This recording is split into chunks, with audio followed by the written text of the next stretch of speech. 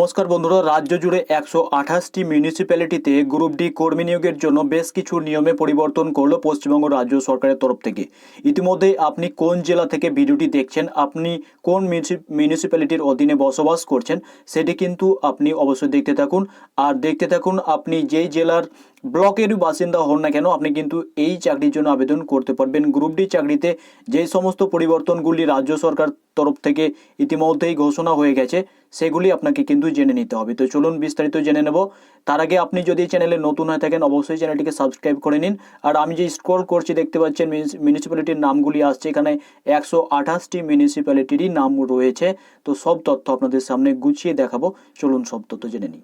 তো দেখতে পাচ্ছেন যে আপডেটটি প্রকাশিত হয়েছে, এখানে পরিষ্কারভাবে বলা হয়েছে যে পৌরসভায় নিয়োগ দুর্নীতি কাণ্ডে উত্তাল গোটা রাজ্য, তদন্ত করছে কেন্দ্রীয় এজেন্সি জোড়া ফলা ইডি এবং সিবিআই। লোকসভা ভোটের আগে এই ইস্যুকে সামনে রেখে শাসক তৃণমূলের বিরুদ্ধে আক্রমণ কিন্তু শানাচ্ছে বিরোধীরা, এটা সকলেই জানেন। তবে এবার পুরসভাগুলিতে স্বচ্ছতা এবং নিরপেক্ষতার সঙ্গে গ্রুপ ডি কর্মী নিয়োগ নিশ্চিত করতে কড়া পদক্ষেপ করলো রাজ্য সরকার। কি পদক্ষেপ করলো দেখুন, এখানে বলা হয়েছে গোটা প্রক্রিয়ায় রাজনৈতিক হস্তক্ষেপ দূর করতে খর্ব করা হচ্ছে চেয়ারম্যানদের ক্ষমতা। তাদের পরিবর্তে এবার নিয়োগ কমিটির প্রধান হবেন জেলা শাসকরা। দেখুন পরিষ্কারভাবে কিন্তু এটি পরিবর্তন, বুঝতেই পারছেন যে এতদিন এই নিয়োগের পেছনে ছিল চেয়ারম্যানরা, কিন্তু এবার সংশ্লিষ্ট জেলার জেলা শাসকদের হাতে কিন্তু এই দায়িত্বভার অর্পণ করা হলো।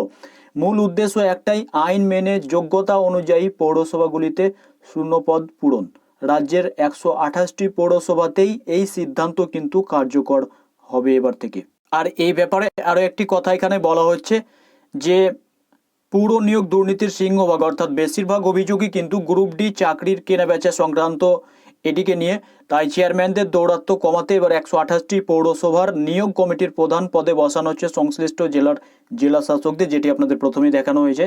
আর সেক্ষেত্রে এবার তারা মনে করছে যে এই যে দুর্নীতি, এই দুর্নীতির পথটা কিন্তু টোটালি তারা বন্ধ করতে পারবে জেলা শাসকদের হাতে এই ক্ষমতা অর্পণ করা দিয়ে।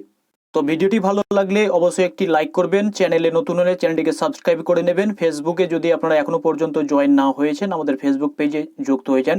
টেলিগ্রাম চ্যানেল, হোয়াটসঅ্যাপ গ্রুপে অবশ্যই যুক্ত হয়ে থাকবেন যে কোনো নতুন আপডেট সবার আগে জানার জন্য।